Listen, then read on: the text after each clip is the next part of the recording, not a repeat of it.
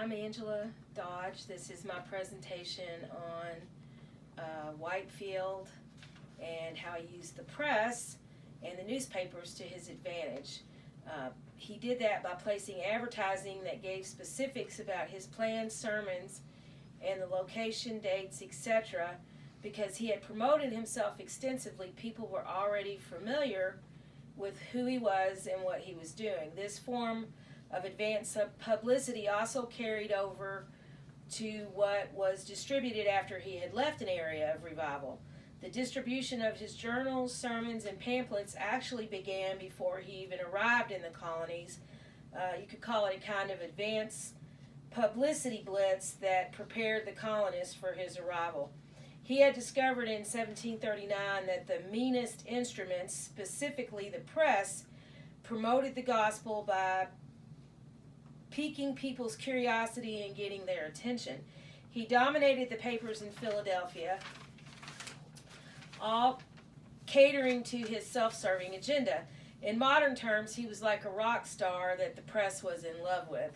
He even offered shares in his new business of a new method, much more advantageous, a kind of subscription service to get his sermons and writings out to a wider segment of the population.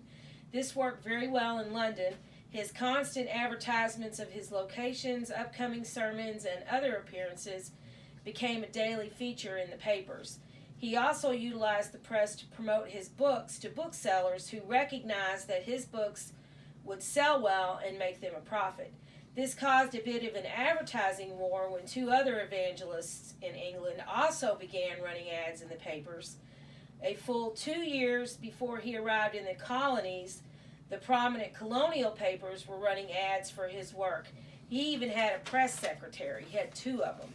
He kept details of his travels and wrote extensive articles intended for publication about his colonial revival exploits. He would end each article by self-promoting his next stop. Most of the 14 colonial newspapers printing in the 1740s gave him extensive coverage on everything that he did. He was in the paper just about every day. Benjamin Franklin became his most ardent promoter, even though there was a large age difference between the two, and Franklin wasn't really religious. He recognized the potential profits that he would enjoy by publishing Whitefield's work, and he did have a long and lasting friendship with Whitefield. Whitefield was a very savvy businessman, recognizing early the benefits of owning his own evangelical magazine. He assumed management of the London-based Weekly History in 1741. He supplied fresh work every week, sermons, letters that he exchanged with other evangelists, journals that he kept. He considered the readers consumers. So he didn't even look at them as potential converts. He just looked at them as consumers. He was also aware of just what specific segments of the population could afford, and he tailored his publications to a price that even the poor could afford to pay. So he was pretty market savvy about what would sell and what wouldn't. All of this pre-revival press, post-revival publishing helped to spread his message quicker and to more people. He even serialized his sermons, publishing parts of one week and then continuing it the next and so forth. So he was publishing serials before most of the big newspapers were even doing that. So he had a consumer-driven mentality. He exploited the growing consumer demand for his writings and used it to fundraise for his travels and to support the orphanage he had started in Georgia.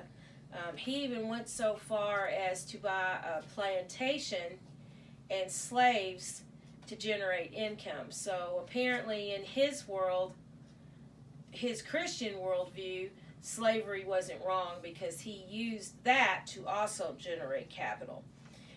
His forward-thinking use of the press to fund his ministry set him apart from all others who were evangelizing at the same time.